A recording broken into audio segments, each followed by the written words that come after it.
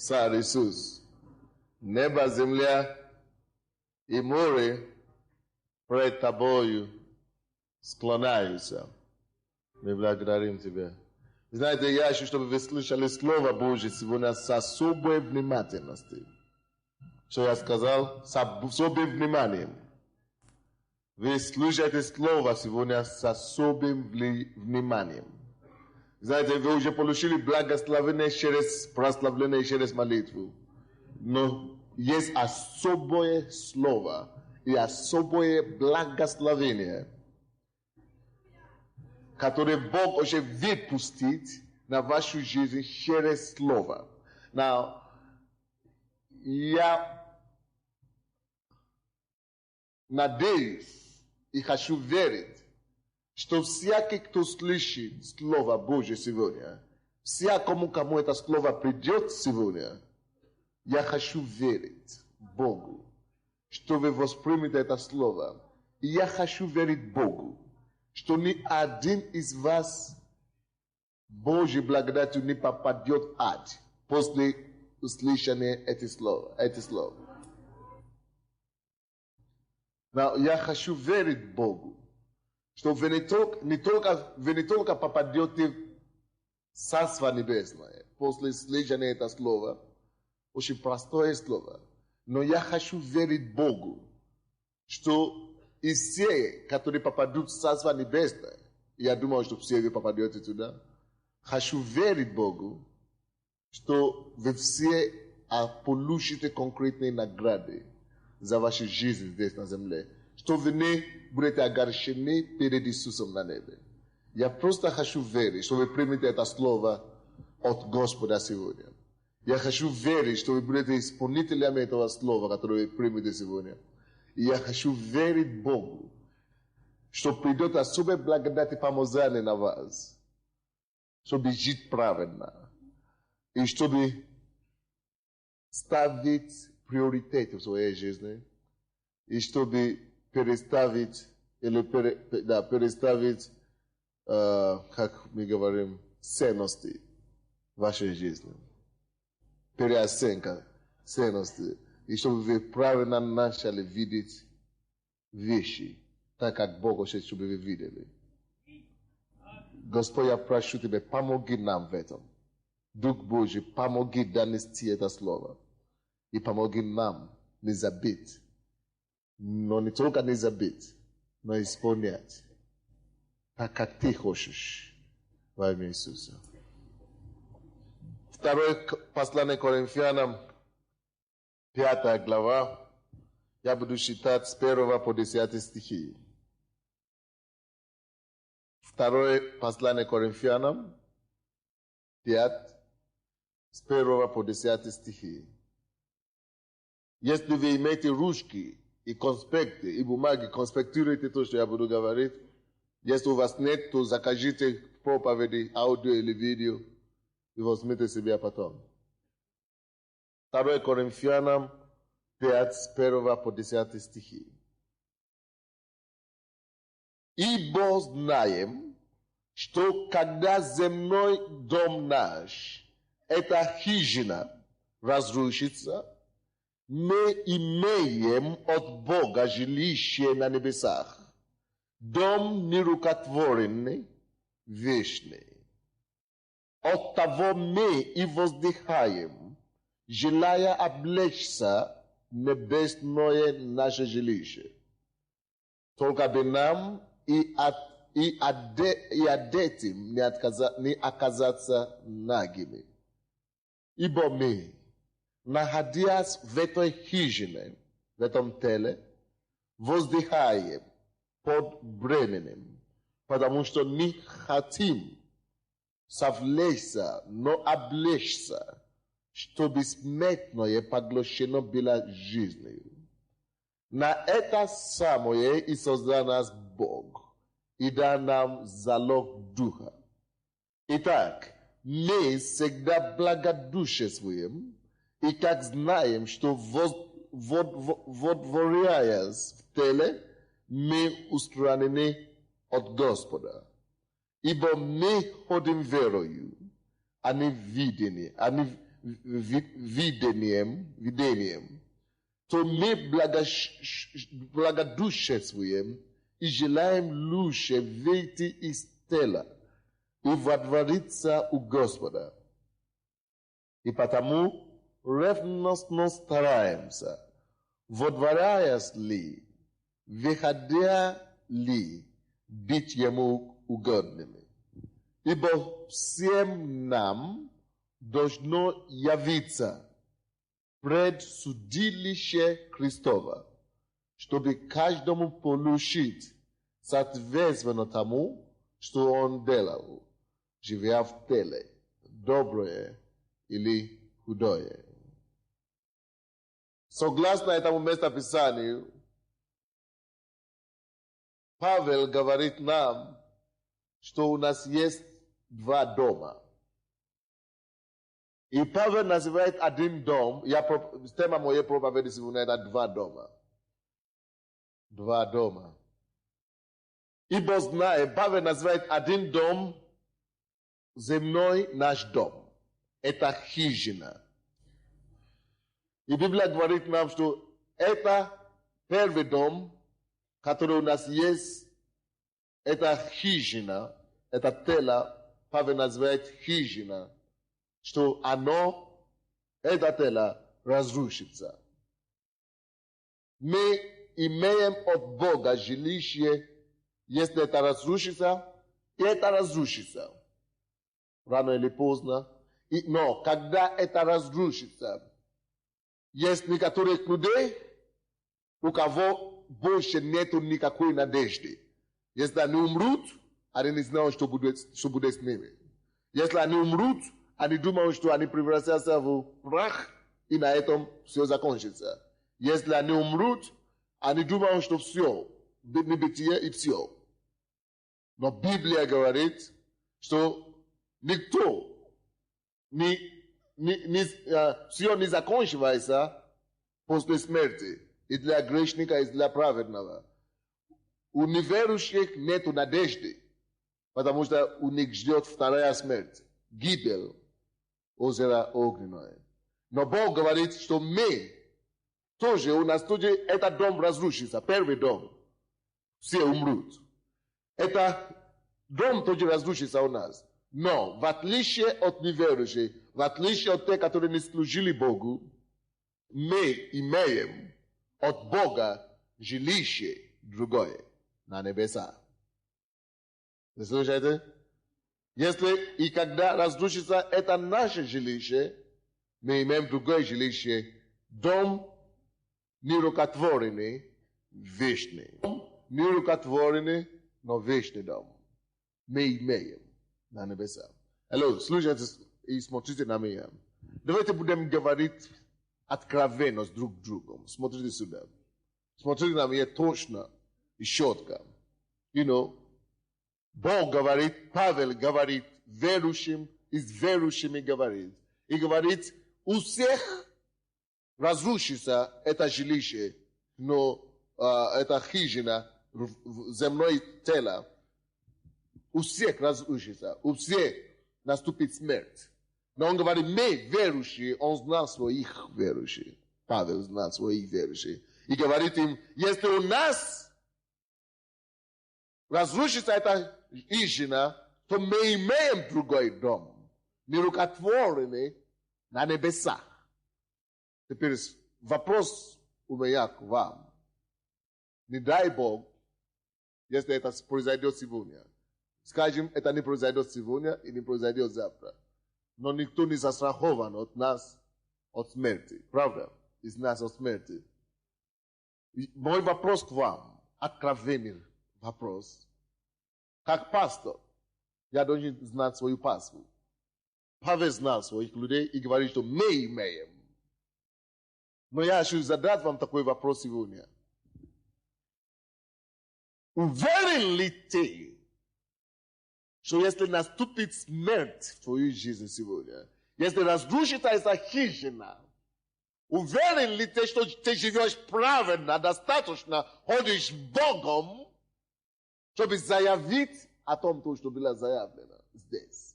Что мы имеем дом Имеешь ли ты дом на небесах? Просто задумайтесь. Имеешь ли ты? Уверен ли ты об этом? Ты можешь говорить ами. Просто так. Автоматически ответить на вопрос. Но уверен ли ты? Что как Павел, ты знаешь, что дом какой-то ожидает тебя. Уверен ли ты? Что есть дом нерукотворенный, который Иисус сам построил для тебя под твоим именем на небе. Или ты, как все, которые вне церкви, как все, которые не ходят в церковь, как все, которые не знают, что-то произойдет, наверное, что-то, наверное, будет, или что-то вообще ничего не будет. Или, может быть, ты такой, и ты ходишь в церковь. Hello? Я прошу вас во имя Иисуса, вот, я стою на коленях. Если ты ходишь в церковь сюда, имей эту гарантию.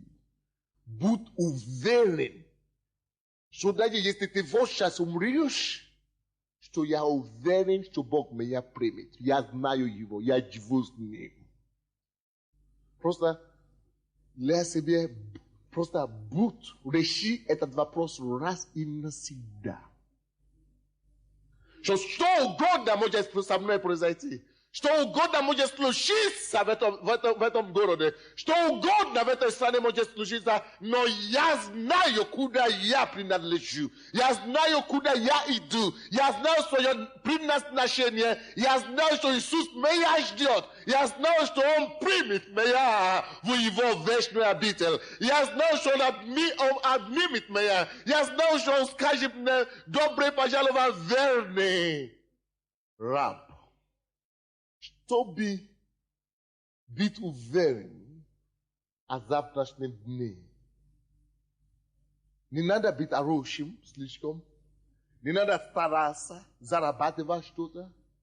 Надо просто быть уверен, что ты живешь с Богом, что Он простил тебе все твои грехи. Если ты знаешь, что ты грешил вчера, ты знаешь, что сегодня я стал утром, я попросил у него прощения, Он уже меня простил. И я живу правильно с Ним, я общаюсь с Ним, я хожу с Ним, я читаю Его Слово, я разговариваю с Ним, я просто спасен. Ты должен об этом знать. Просто безусловно. Ты просто должен иметь эту гарантию лично у себя в душе. Потому что многие будут огорчаться тогда. Просто многие будут плакать тогда. Но плач ничего уже не решает. Поэтому ты ходишь в церковь. Не как клуб. Ты ходишь в церковь не просто чтобы исцелиться. Слава Богу, что Он исцеляет нас. Ты ходишь в церковь не только чтобы твой бизнес поднялся. Слава Богу, что Он поднимает наш бизнес. Это чтобы мы здесь не уступали других. Это чтобы мы здесь не хуже смотрели, чем других. Чтобы мы здесь не хуже жили, чем дети дьявола. Бог будет заботиться о нас здесь. Он будет одевать нас, напоить нас. Но Он не хочет, чтобы ты забил о твоем вечном обители. Реши этот вопрос в первую очередь. Реши вопрос в первую очередь о твоем вечном обители. Пожалуйста, я умоляю тебя. Не живи один день, если ты не уверен, что этот день проведешь с Богом в вечности. Не стоит жить один день, если ты не имеешь гарантию об этом дне, что если моя жизнь закончится в этот день, я буду с ним. Павел знал, и он беспокоен, поэтому он не боялся перед смертью. Насколько ты знаешь, и насколько ты знаешь, что твоя жизнь изменена. Ты знаешь, мы все знаем, как мы жили до того, как мы пришли к Богу. Но есть некоторые, которые жили так до того, как пришли к Богу, и сегодня продолжают жить так. Ты не играешь с Богом нельзя играть. Он знает все. Внутри и снаружи. Пожалуйста, я умоляю просто тебя, как пастор твой. Живи так каждый день, чтобы застраховаться в том, что я правильный перед Богом. Мое хождение перед Богом вот так, классно, чудесно. я просто знаю, что я живу с Богом, я спасен. Я не живу в грехе, я не живу в нищете, я не живу в лицеприятии, я живу с Богом. Почему это так? Почему это важно?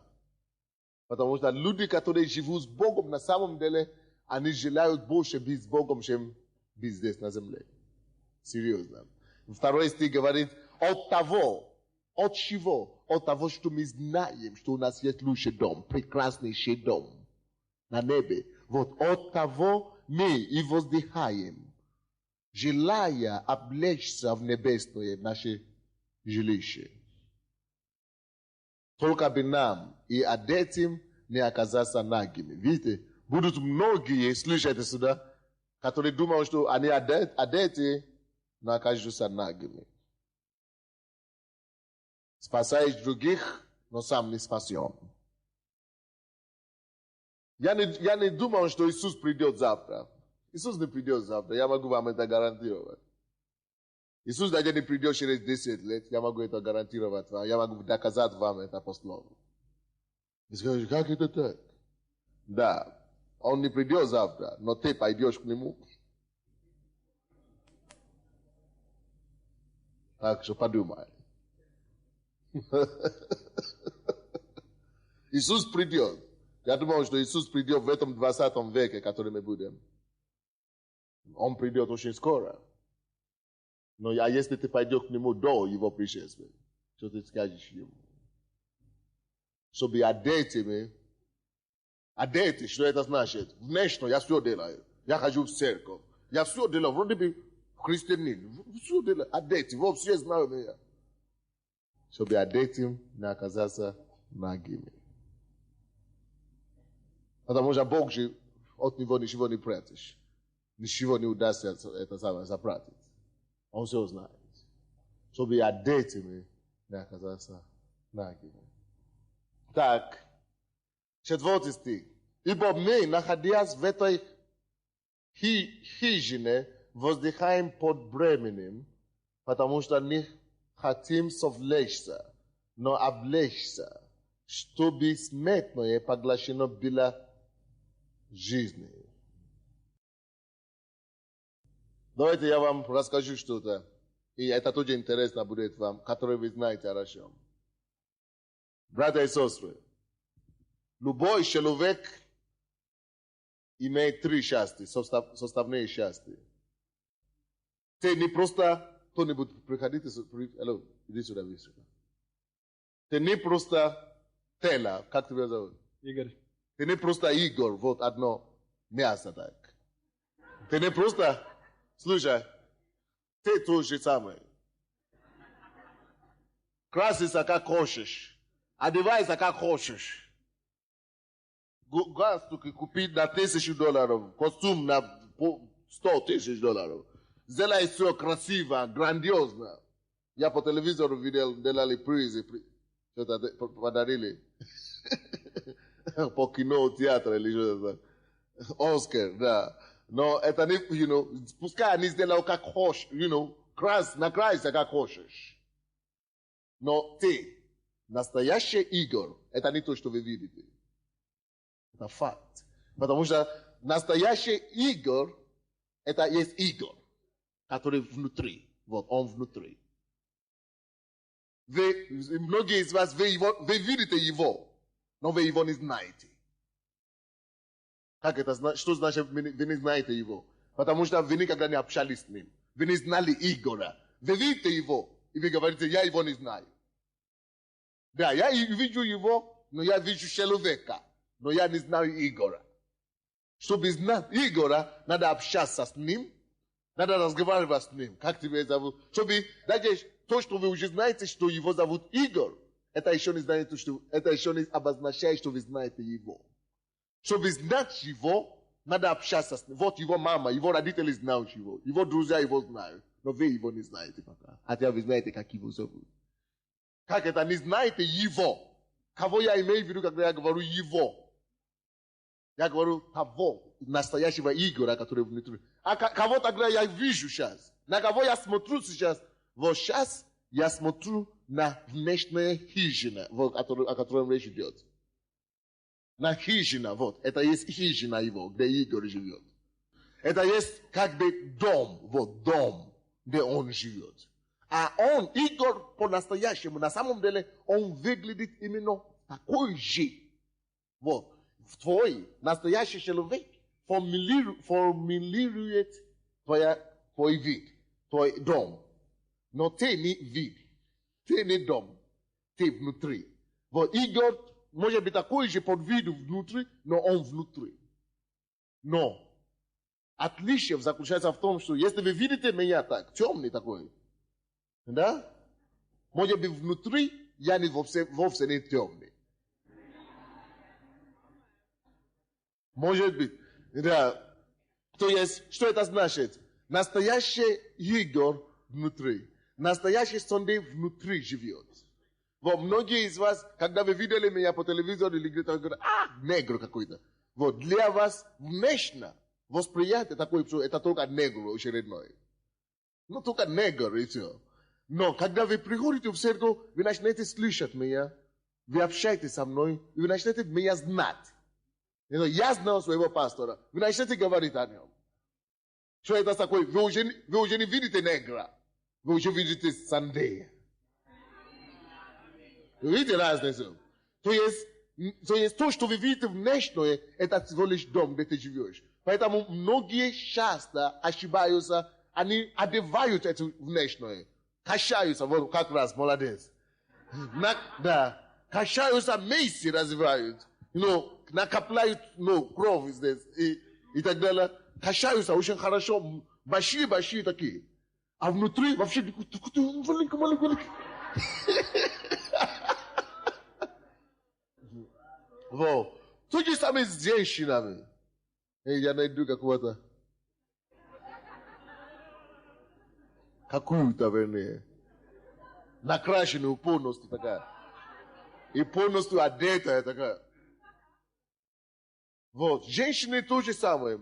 Одетая не здесь, конечно. Здесь мы уже другие. Но в миру они делают все, чтобы как-то понравиться внешне. Чтобы все как-то...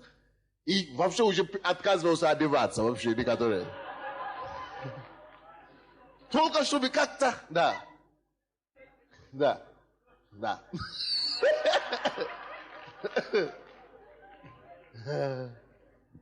Вы понимаете, да? Только чтобы как-то думали, чтобы у людей создавали какое-то впечатление о них. Но человек, который мудрый, у него впечатление создается не потому, что он видит внешнего. Это всего лишь хороший дом, ты украсил твой дом, но какая разница? Каждый может как угодно украсить твой дом. Лишь бы деньги есть. Вы слышите меня? Лишь бы были деньги, накупить куртки какие-то, или пальто какие-то, шубы какие-то, и все. Если даже нету волоса, он оденет себе, как у вас называется, парик какой-то. Если нету эти ногти, он купит себе новые. Если нету это, как у вас здесь, не бодра. Бодра, да? Бедра, он купит это, которые подставки какие-то. Потом одевает внутри. Все можно поделать, как угодно. Я знал, что есть такие женщины, которые покупают, потом что-то так делать. Что не хватает. Если нету груди, покупаешь что-то. Так что внешне, слушайте меня сюда, глубокую мысль я хочу сказать. Слушайте дальше. Я вижу женщины подсказывают друг другу, что на пастор нашел наши секреты. Но ничего, бывает. Слушайте, да. Аллилуйя. Слушайте. То есть некоторые действительно можно что угодно настроить, или нарисовать внешне. Вот. Но то, что происходит внутри, это происходит уже не с домом, это уже происходит с тобой, вот, непосредственно, Sunday FC говорит. А то, что здесь в теле, ты сам знаешь. Что когда ты один, это очень не важно нигде. Но внутри, что с тобой происходит, вот это ты, вот, это уже во всем там, вот где там вопрос решается. А многие ошибочно тратят всю свою жизнь на вот это вот, масса, на вот это вот. На это внешнее все только. А внутри человек худеет. И уже что, скелет уже стал. Они питают плоть. Вот. Почему я это говорю?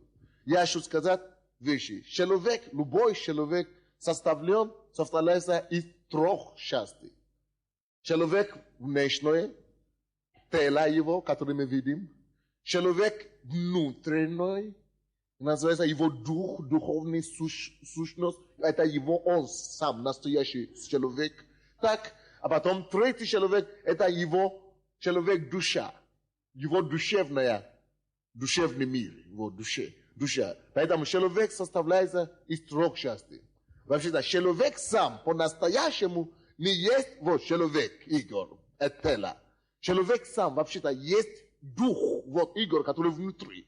Вот дух Игоря, Игорь, который внутри дух его. Игорь есть человек, который живет в этом теле. Накачанное телом. А потом Игорь, который внутри имеет, получается, что Игорь имеет тело и живет в этом теле, большом теле. А Игорь тоже не только имеет тело, Игорь также имеет голова, интеллект какой-то. Он закончил какое-то образование, ну, какой-то институт какой-то, образование какое-то имеет, общается как-то. Его, что такое душа теперь? Это три составные части. Человек настоящий, это его, вот, он сам. Вы уже поняли это. Человек тело, это там, где он живет.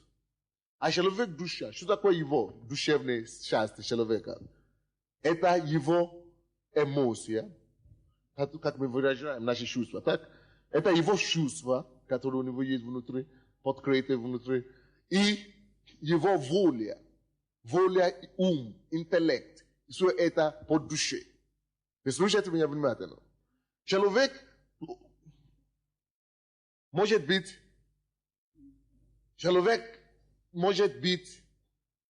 так, жизнь человека.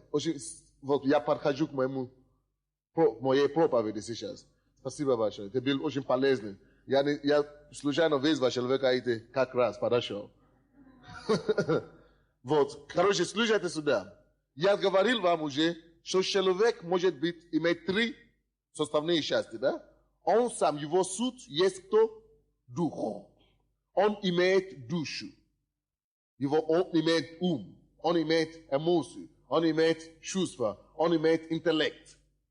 Но интеллект человека не есть человек. Душа человека не есть человек. Хорошо. Матери, слушайте сюда, и папе тоже. Когда у вас ребенок родился, маленький такой, или месяц, или полмесяца, он даже, 2 дня, 3 дня, он даже ничего не видит, правда? Не видит, он знает, как его зовут. Нет? А бебе знает, его душа на уровне нуля, только и чувства, эмоции там есть. Его ум на уровне нуля. Аминь? Но, как вы думаете, он все равно человек или нет? Если вы скажете маме, что у тебя такой? Ребенок, это же не человек. Она набросится на тебя. Она устроит тебя любой скандал.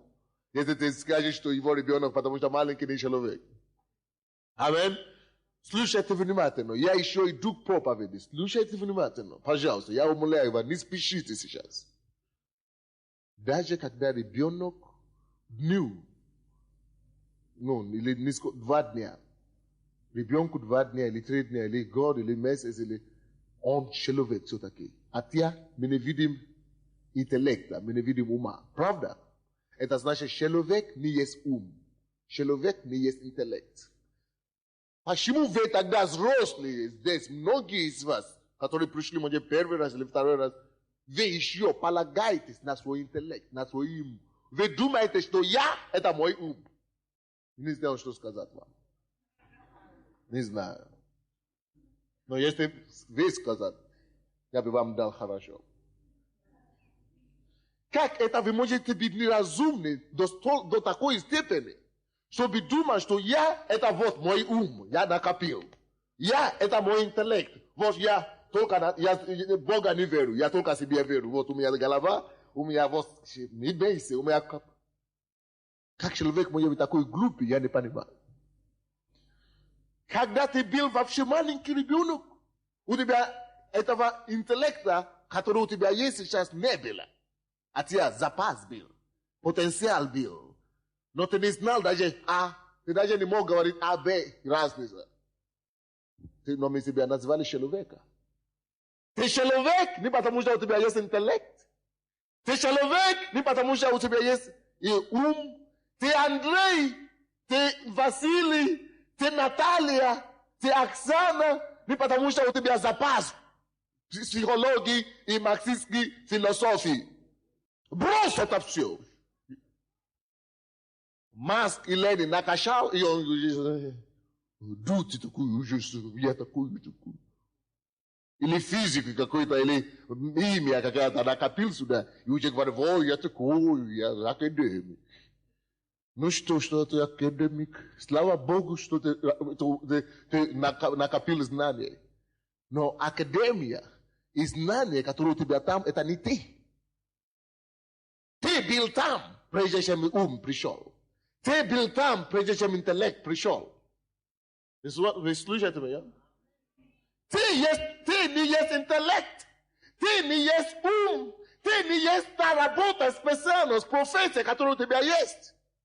Ты есть человек Василий, ты есть человек Андрей, ты есть человек Наталья, Оксана и так далее. Вы слышите меня? Ты также не есть плод. Вот. Потому что если бы ты был плод, вот это, вот, который у тебя есть, если бы ты, Наталья, есть плод, дорогой, посмотри, какой у тебя был плод, когда у тебя был месяц. И какой у тебя плод сейчас. Ты есть плод. Ты мог бы выйти на улицу, когда в таком плоте, когда у тебя месяц, и гордиться, что вот я есть такая. Ты даже не осознала, что у тебя была такая плод вообще. Ты даже не знала, что ты существовала в это время вообще. Но слава Богу, конечно, время прошло, ты выросла, груди появились, все остальное появилось, и ты уже начала говорить, вот я есть плод Наташа, вот я есть плод Андрея, вот я есть плод такой. Но брось это все. Ты есть тот, который был изначальный. Ты дух, ты родился такой ты еще есть. Тело добавляется, растет. Ум приобретаешь, когда ты учишься и так далее. Но ты есть то, что Бог изначально дышал, духу, который в тебе, дыхание жизни. Вот кто ты есть. Алло? Я сказал вам, я проповедую сегодня на теме два дома, да? Напишите по-другому. Я изменил название проповеди. Напишите 3 вида жизни. Я проповедую сейчас на теме 3 вида жизни. Алло, братья и сестры. Да, человек состоится из 3 частей, и значит, у человека может быть 3 жизни. Вы слушаете меня? У тебя может быть 3 жизни, дорогой. Слушайте сюда сейчас, я начинаю проповедовать, очень интересно, вы должны это понять. Кто-то живет первую жизнь, напишите себе, первая жизнь. Кто-то живет по первой жизни только, первый уровень жизни. Плоть, тело. Кто-то живет плоскую жизнь. Что такое плоть? Что такое плоская жизнь? Плоская жизнь – это когда человек живет и упирается полностью на его плоть или на ее плоть. Он живет, чтобы наслаждаться, чтобы есть, чтобы пить, чтобы наслаждаться жизнью. Вот первая жизнь, плоская жизнь. Многие живут в этом мире, в этом поколении, в этот час, который живут первой жизнью. Первая жизнь неизбежно кончается прахом. Прах ты, человек, из праха ты взят, и прах вернется ты. Вы слушаете меня? Первый человек, из праха ты взят, прах вернется. Тело сделано из праха. Библия говорит нам, что это тело, плоская жизнь, вернется куда? Прах. Человек, который живет первую жизнь, это самая низкая жизнь. Это самая ничтожная жизнь. Жизнь, когда ты только спишь, кушаешь, гуляешь, наслаждаешься, веселишься, потом спишь. Идешь, работаешь, приходишь, питаешь плод, а потом спишь. Так, спишь, кушаешь, гуляешь, веселишься, спишь, гуляешь, веселишься, и могил. Все, однажды тебя не стало. Для чего он жил для себя. Ноль. О, страшное дело. Не дай Бог, чтобы ты так жил. Слушайте меня? Не дай Бог, чтобы ты так жил. Не дай Бог, чтобы твоя жизнь вот так закончилась. Не дай Бог! Не дай Бог! Не дай Бог! Но многие из вас до сегодняшнего дня не жили вот так. Жили самую низкую жизнь, плоскую жизнь. Напитаться, нагреться, одеваться, смотреться хорошо, спать, встать, и то же самое. Рутина однажды, один и то же самое.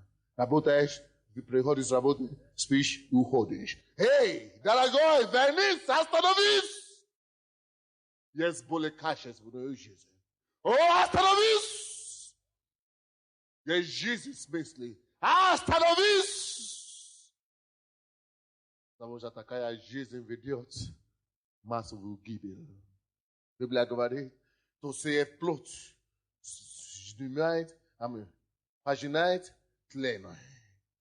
Если ты будешь сеять плод, ты сеешь ад. Материальная жизнь. Только наслаждаться, пить, есть, кушать, гулять, приходит. Так, пустота.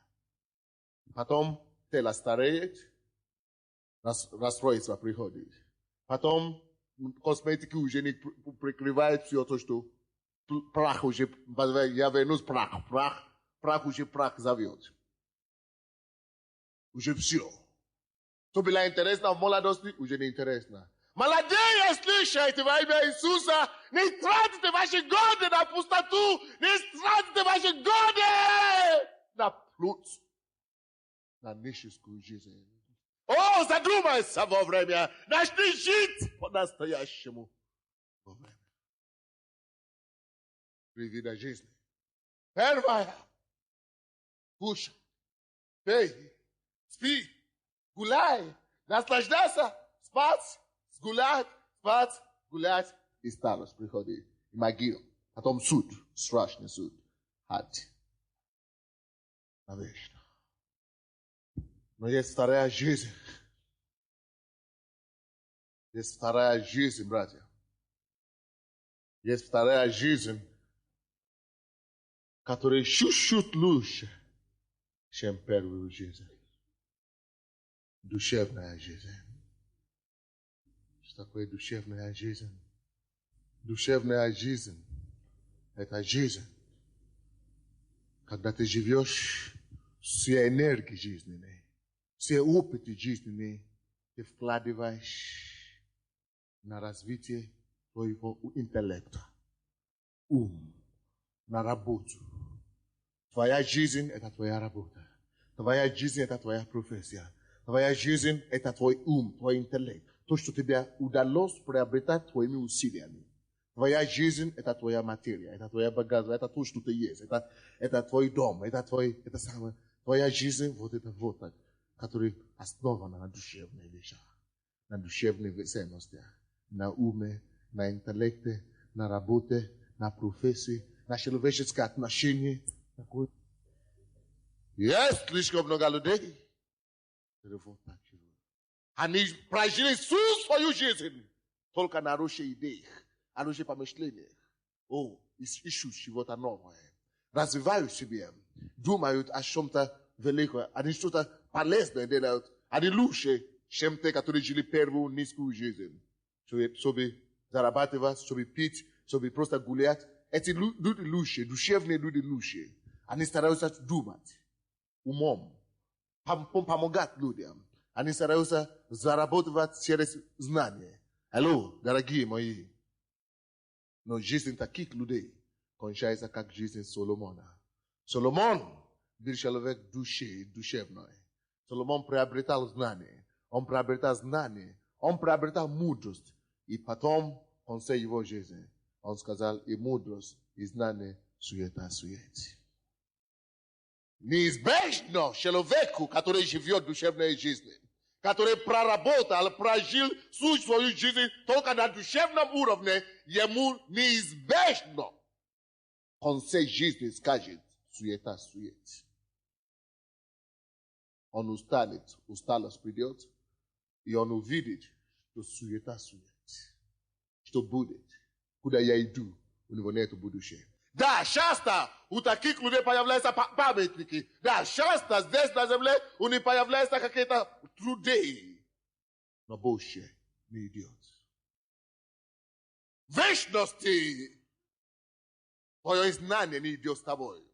Вечность твой интеллект не идет с тобой. Твои труды не пойдут за тобой дальше, чем могиле. О, твое имя хорошее не пойдет дальше, чем грубо. Ой. Жить только для души тоже малополезно. Жить только для души слишком мало, чтобы тратить всю жизнь. Чтобы тратить 70 лет, чтобы тратить 50 лет, только ради души. Есть что-то более ценное. Есть жизнь более наполненная. Есть жизнь более вознаграждающая. Есть жизнь понад его. Есть жизнь такая, какой Бог его создал. Есть жизнь понад не жизнь в душе. Библия говорит, все суета. Я человек, кто приобретает знание, он не возьмет знание с собой. О, но дорогие мои, позвольте мне от имени Иисуса сказать вам слова его, что он сказал. Жить можно только всяким словом, исходящим из уст его.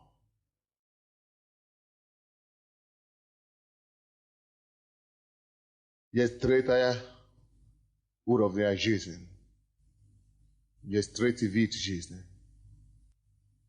Жизнь в духе. Жизнь, когда твой дух общается с Духом Божьим. Многие из вас, у вас накачанная голова, но вы даже не знаете, что есть Дух. Вы даже не знаете, что есть Бог. Вот настолько накачанная голова, что даже голова никогда не может найти Бога. Но Дух находит Духа. Плоское не сообщается с духовным, но духовное сообщается с духовным. Бог есть Дух. Поклоняющийся Ему должны поклоняться Ему в Духе. Развивай твоего Духа сначала. Тогда ты будешь убедиться, есть ли Бог или его нет. Потому что Дух сообщается только с духовным. Что как можно развивать свой Дух? Накопляй себе Слово Божье. Общайся с Богом в молитве. И откуда мы знаем, какая самая выгодная жизнь? Если ты живешь ради знания, ты умрешь, твое знание не пойдет с тобой. Если ты живешь ради плоти, ты еще не умер, но твоя плоть стареет. Все свет падает в глаз. Ты уже умер, еще жива. А потом прах пойдет. Но если ты живешь ради духа, Библия говорит, прах вернется в прах, но дух вернется кому? Тому то дар его. Прах, если прах возвращается в прах, откуда он взят, то дух возвращается к тому, откуда он взят. И поэтому здесь написано, что есть земное хижина, но дух человека приобретает нерукотворенное хижина. Когда его дух покидает его тело, Бог дает ему нетленное тело. Тело, которое никогда не умрет больше. И с этим телом ты сможешь жить в Царстве Небесное и с Богом всю жизнь. И ты получишь награду за твою жизнь здесь, на земле. Давайте откроем быстренько. От Матфея 6 глава. Я заканчиваю. От Матфея 6 глава. Почему я умоляю вас? Почему я очень просил вас в начале этой проповеди? Чтобы никто из вас не пропустил рай. И что, попадав в рай, чтобы вы жили так жизнь вашу, чтобы приобрести награду там, на небесах. Евангелие от Матфея, 6 глава, 19-20 стихи. Откройте ваши уши, чтобы слышать.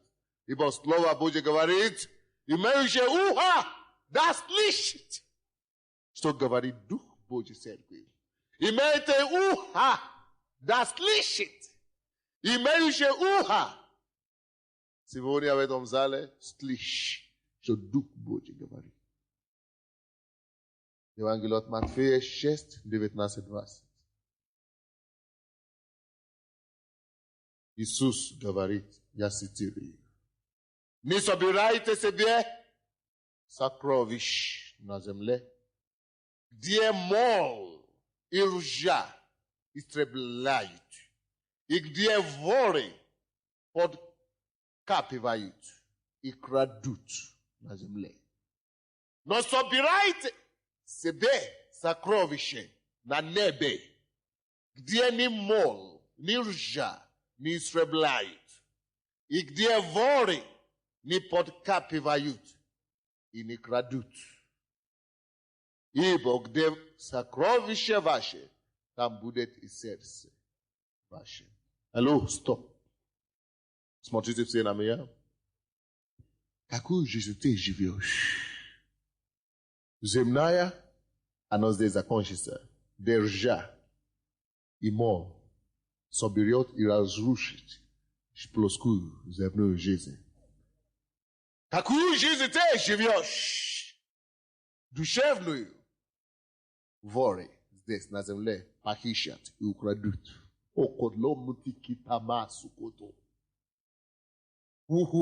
Открой наши уши, чтобы слышать. Наше сердце, чтобы принять. Какую жизнь ты прожил или живешь? Но есть жизнь, которая выше, чем жизнь. Ты можешь накопить себе сокровища на небесах. Где нету воров, где нету лжа, где нету моли. Библия говорит нам, накопи тебе сокровища на небесах. Что это значит и как это делать? Я вам скажу в двух словах. Однажды Иисус взял одну женщину и показал ей небо.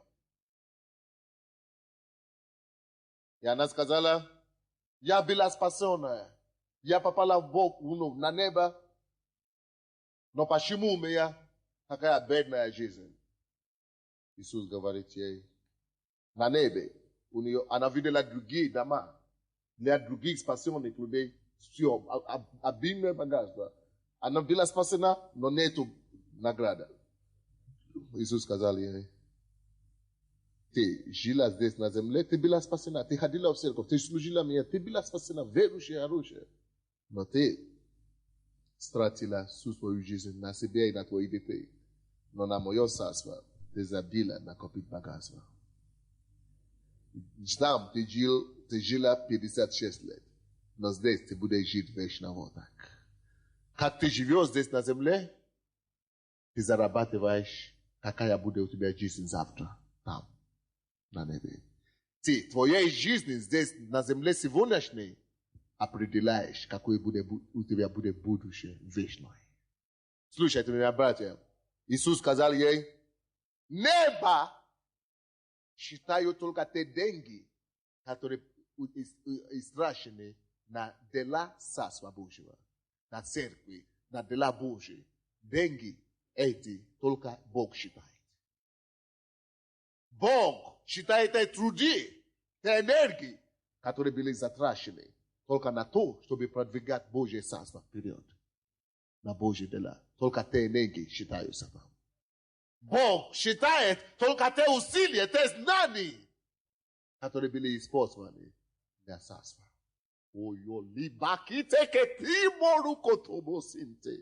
Открой нам глаза, Господь, вовремя, чтобы мы не опоздали в наше поприще. Сколько ты тратишь для неба? Сколько ты накопляешь сокровищ на завтра?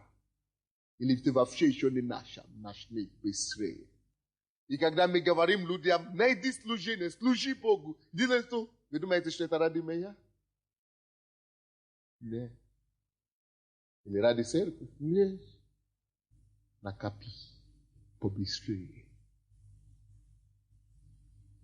Чтобы тебя не жалеть, как ты туда попадешь. Поэтому я говорил вам, я не только молюсь, чтобы никто из вас не попал в ад. Я не только молюсь, чтобы вы перестали жить низкую жизнь, плоскую. Я не только молюсь, чтобы вы жили не только умственную, душевную жизнь. Я не только молюсь, чтобы вы начали жить духовную, вещую жизнь для Бога, общаясь с Ним, изучая Его Слово и находясь в молитве. Но больше всего я молюсь, чтобы попадая на небо, чтобы вы не сожалели об этом. Чтобы у вас была хвалиться. Чтобы вы могли сказать Иисусу, я привез столько людей к тебе. Чтобы вы могли сказать Иисусу, вот сколько людей, по моим словам, пришли к Богу. Чтобы вы могли сказать Иисусу, вот, я сделал все. Я использовал свои знания. Я использовал свои энергии, свои силы для твоего царства. Господь, я пришел, сделал все, что я мог делать на земле. Делаешь ли ты все, что Бог тебя поручил? Иисус сказал, даю каждому таланты. Один взял его таланты, пошел зарабатывал. Больше талантов принес. Но другой взял его талант, спрятал. И говорит, мне когда я буду гулять, ходить, я лучше буду жить. И спрятал свой талант. Иисус взял его, ты не благодарный раб. Иди на наказание Господне, где будет срежение зубов. Слушайте, братья мои, особенно здесь на Украине, многие из нас, мы пришли к Богу, к этому светлому пути, поздно в жизни. Многим из нас не 19 лет, не 15, даже не 30. У нас мало времени. За оставшееся время беги, чтобы получить награду. За остальное время трудись, чтобы небо отметило тебя, что ты даже если у тебя один день остается, сделай что-то для царства. Только те силы и усилия и энергии, которые потрачены на него, на небо, на Божье дело, считаются на небо. Только те деньги, затраченные ради него, считаются там. Только те мысли, знания, умы, затраченные на него, считаются там. Дорогой, какая у тебя жизнь? Я хочу верить Богу, что ты поставишь свою жизнь в порядок сегодня. Еще одно место Писания, чтобы поставить для тех, которые еще сомневаются. Как это может быть? Есть ли что-то после смерти? Будет ли что-то? Я уверяю вас, не только есть, но будет точно. И Бог покажет вам картину, как видеофильм этого дня, этой проповеди на небе, когда ты туда попадешь. И тебя напомнишь, ты слышал, была такая проповедь. Ты прослышал и прохмахивал руку, вот теперь отвечай. И дай Бог, чтобы это было в адрес кого-то из нас. Первое послание Коринфянам 15. Последнее место Писания. Кто-нибудь, кто может читать по-русски, иди сюда, читайте для меня. 1 Коринфянам 15. Кто может прочитать? 1 Коринфянам 15. Слушайте внимательно, пожалуйста, эти слова, пожалуйста. 35 стиха по 49. Но скажет кто-нибудь, как воскреснут мертвые, и в каком теле придут? Безрассудный. То, что ты сеешь, не оживет, если не умрет. И когда ты сеешь, то сеешь не тело будущее, а голое зерно, какое случится, пшеничное или другое какое. Но Бог дает ему тело, как хочет, и каждому семени свое тело. Не всякая плоть такая же плоть, но иная плоть у человеков, иная плоть у скотов, иная у рыб, иная у птиц. Есть тела небесные и тела земные, но иная слава небесных, иная земных, иная слава солнца, иная слава луны, иная звезд. И звезда от звезды разнится в силе. Так и при воскресении мертвых сеется в тлении, восстает в нетлении. Сеется в уничижении, восстает в славе. Сеется в немощи, восстает в силе. Сеется тело душевное, восстает тело духовное.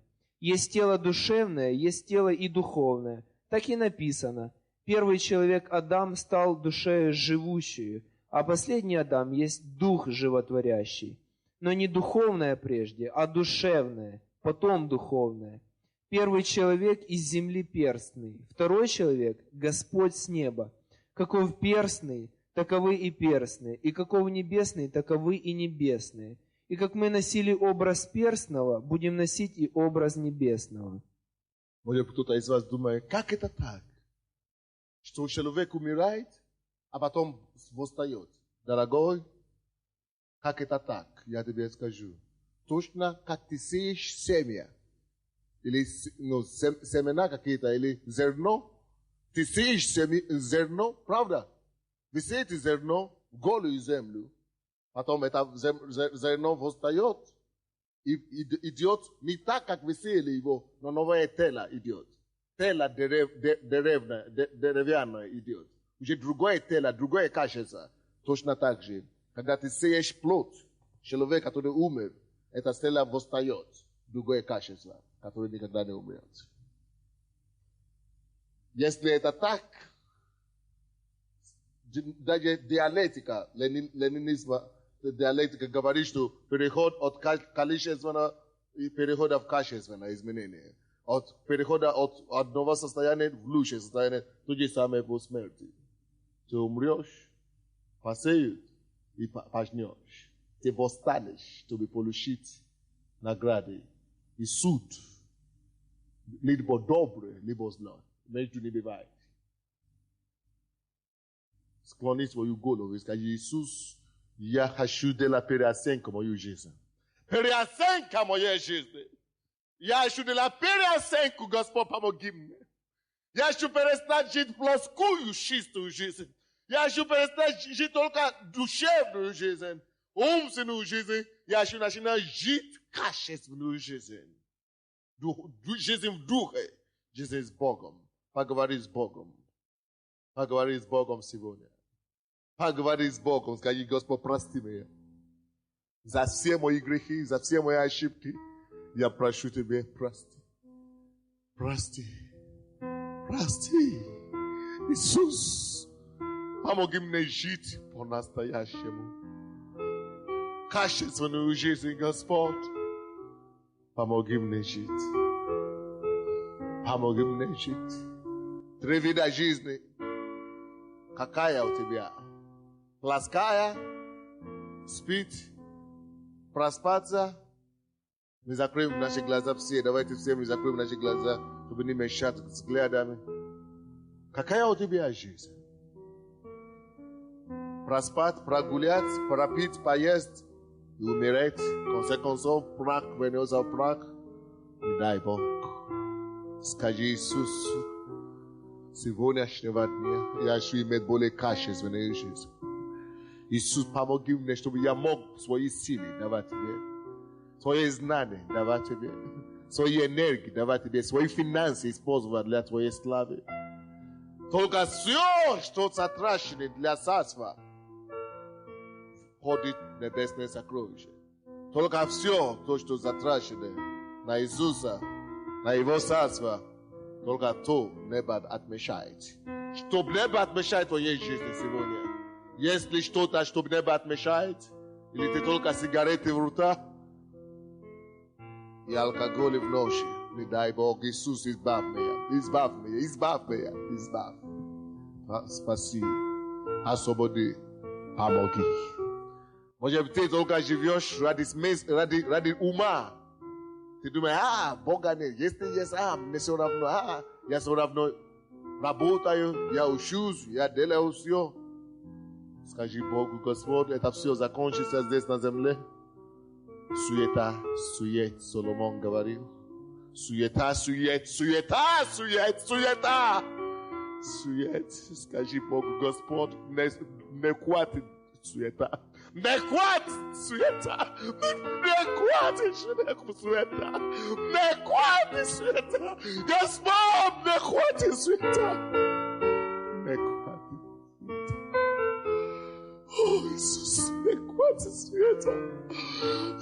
Не хватит света. Я хочу жить по-настоящему, по Твоему Слову. И во всяким словом, которое исходит из уст Божьих, будет жить всякий человек. Я хочу жить по Твоему Слову. Я хочу общаться с Тобой в молитве. О, хочу отдать свою жизнь Тебе. Тебе, Иисус, как Ты хочешь. Так и направь. Как Ты хочешь, так и руководи. Калибор, катапор, Елебор, катапор, Иисус, Иисус. Клебор, Лавос, кутомалия, катанда. Иисус, Иисус, Иисус, Иисус, Иисус. Помоги, чтобы никто из этих не имел озера огненное, как его вечное обитель, Господь. Чтобы никто из слышавших эти слова Твоих не покинул путь жизни и путь истины. Чтобы никто из них, не попал в ад, но чтобы все мы, Господь, наследовали Царство Небесное. Чтобы мы делали правильные точки в нашей жизни, правильные выводы. О, Иисус, чтобы все мы правильно поставили приоритеты в нашей жизни. Помоги нам, чтобы мы могли наследовать вечную обитель, как наш дом, и жить с Иисусом вечно, вечно навсегда. Я благодарю Тебя, Иисус, за это слово сегодня.